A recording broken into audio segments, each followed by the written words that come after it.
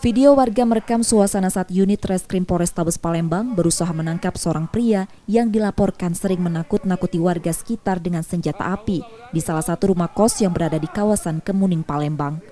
Polisi awalnya meminta tersangka yang bersembunyi dalam kamar kosnya untuk menyerah, namun terjadi ketegangan antara polisi dan tersangka.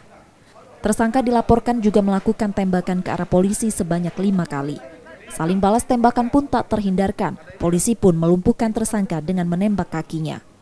Kapolrestabes Palembang menerangkan tersangka yang ditangkap bernama Doni, 38 tahun, warga Riau yang ditangkap karena laporan warga yang takut karena ulah tersangka yang menakut-nakuti warga dengan senjata api rakitan.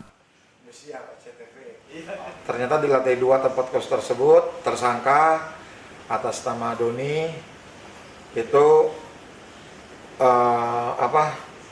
mempunyai senjata api. Kemudian di lantai 2 tersebut masih ada 2 penghuni kos lainnya.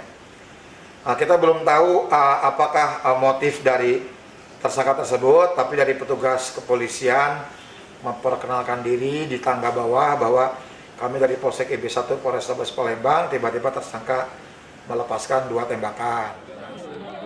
Tersangka kini ditahan di tahanan Polrestabes Palembang untuk proses hukumnya, dan polisi masih mendalami motif dan asal senjata api rakitan yang dimiliki tersangka.